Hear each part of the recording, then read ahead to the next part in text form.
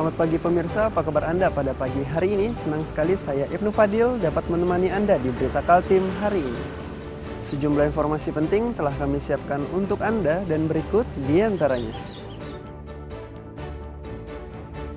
Dua rumah di Samarinda terbakar. Sejauh ini penyebab pasti kebakaran belum diketahui, namun dugaan sementara akibat korsleting listrik.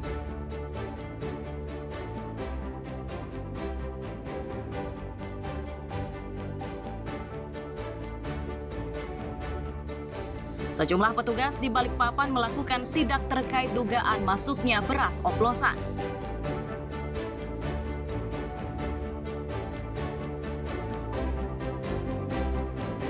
Gugatan ke Pertamina terkait BBM berujung damai.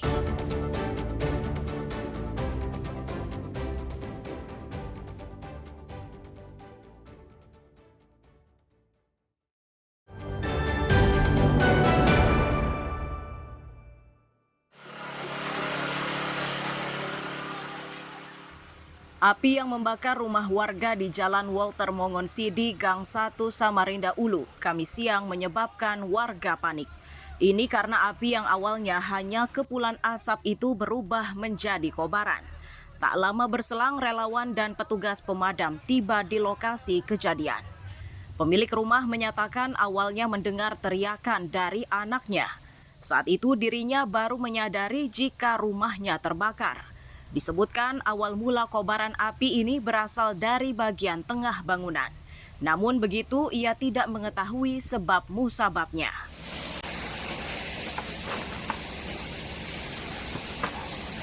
Tapi nggak tahu api dari tengah nih. Dari tengah. Ada anak yang teriak-teriak gitu tadi kan, anak orang. Ini itu sholat kan. Teriak-teriak gitu tadi. Api yang dia tuh nggak tahu ya. Api dari mana nih? Ini tadi gasnya ke bawah sini. Gitu aja. Rumahnya Bapak di mana? Ya ini. Yang ini ya? Iya. Yang terbakar ini ya? Iya. Posisi apinya dilihat pertama kali di mana? Dari tengah sana. Tengah sana ya Pak ya?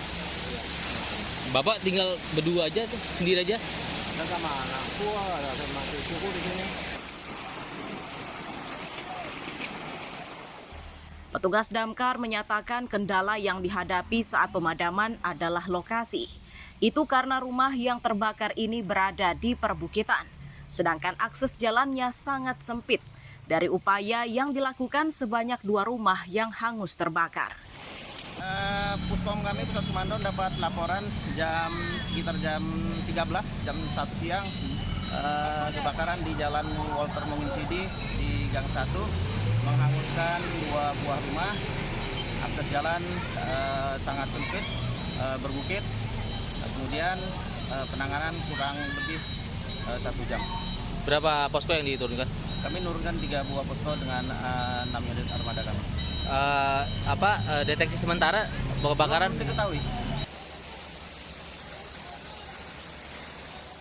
Setelah berupaya selama 1 jam, kobaran berhasil dipadamkan. Sejauh ini penyebab pasti kebakaran belum diketahui, namun dugaan awal api bermula dari korsleting listrik. Amir Hamzah dan Iswanto melaporkan dari Samarinda.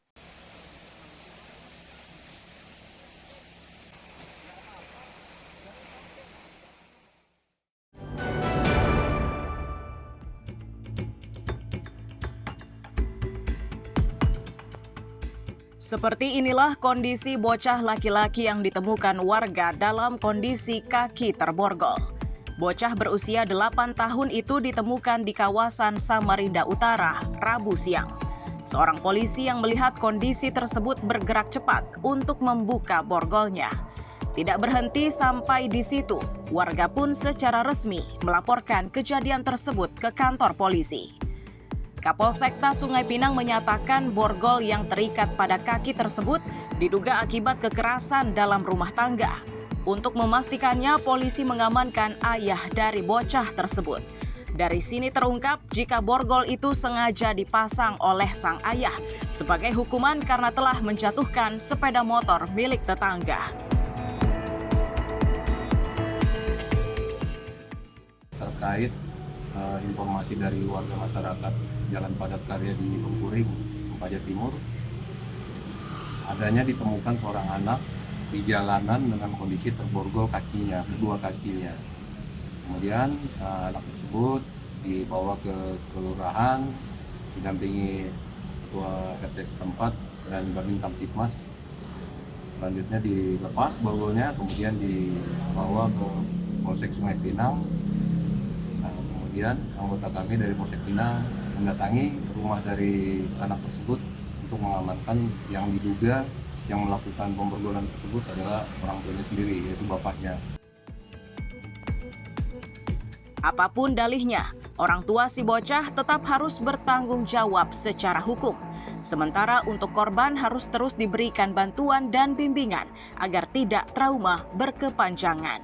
Amir Hamzah dan Iswanto melaporkan dari Samarinda.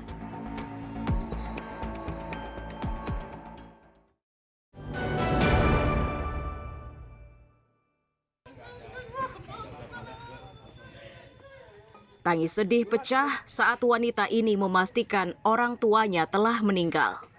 Itu terjadi di Jalan Selindit 2, Gunung Bahagia, Balikpapan Selatan. Pria yang ditemukan dalam kondisi tidak bernyawa bekerja di pabrik es potong Tempo Dulu.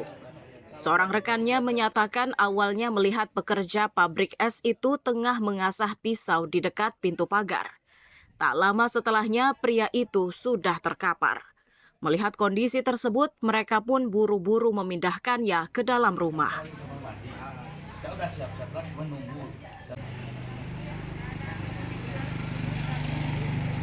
Saya angkat ke dalam berdua sama yang punya rumah, Pak Dwi. Ini kenapa, Pak? Dalam, tahu-taunya udah tergeletak, Pak. Saya habis mandi dari kamar mandi, kok Pak Julianto belum berangkat. Saya dilihatin orangnya tergeletak di bawah, gitu kan.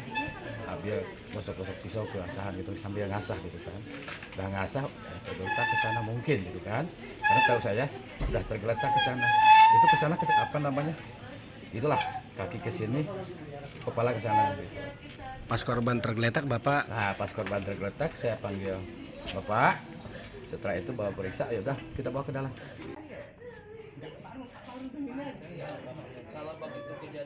Pernyataan rekan mendiang diperkuat oleh pernyataan polisi.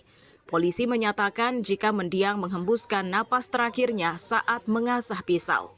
Berikutnya mereka melakukan proses evakuasi ke rumah sakit. Ya, Pak. Ya, jadi gini, pada saat di almarhum, asah pisau tahu-tahu jatuh. Setelah untuk almarhum dibawa ke RSKD.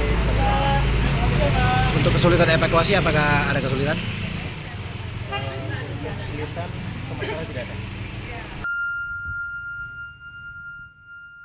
Saat ini polisi masih mendalami sebab musabab pekerja pabrik es Tempo Dulu ini meregang nyawa.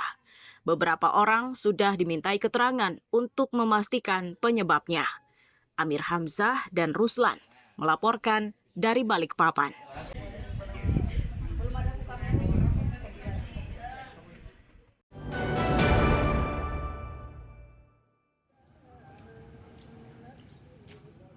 Dinas Tenaga Kerja dan Transmigrasi Berau hingga Kamis siang masih berupaya menyelesaikan perkara tunggakan imbalan karyawan dari kontraktor perkebunan kelapa sawit PT Delta. Perkara ini makin mencuat saat Serikat Pekerja turut menyuarakan tuntutannya. Serikat Pekerja menyebut persoalan ini sejatinya tidak harus mencuat ke publik jika perusahaan menaati aturan. Tuntutan para pekerja ini sangat sederhana, yakni meminta kejelasan pembayaran dana kompensasi. Total sebanyak 15 karyawan yang belum diberi kompensasi sejak tahun 2021.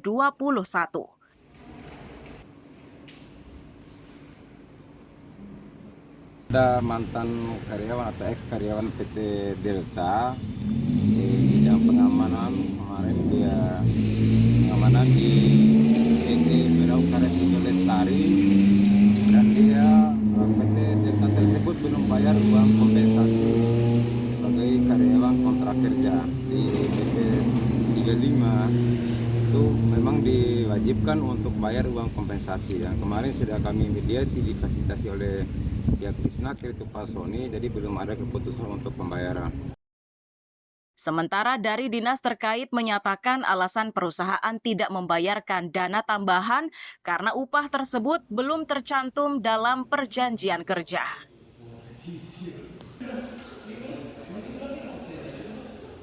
Rupanya dalam pertemuan itu muncullah keterangan kenapa tidak dibayarkan kompensasi, karena vendor jasa pengamanan ini pada saat SPK, agreement antara owner dengan vendor, itu tidak mencantumkan uang cadangan kompensasi, sehingga pihak vendor ini merasa tidak punya uang lah untuk membayar, semestinya itu dibayar. Pihak Dinas Tenaga Kerja menghendaki agar perusahaan bertanggung jawab, termasuk penyelesaian dana kompensasi terhadap belasan pekerjanya. Amir Hamzah dan Miko Gusti melaporkan dari Kabupaten Berau.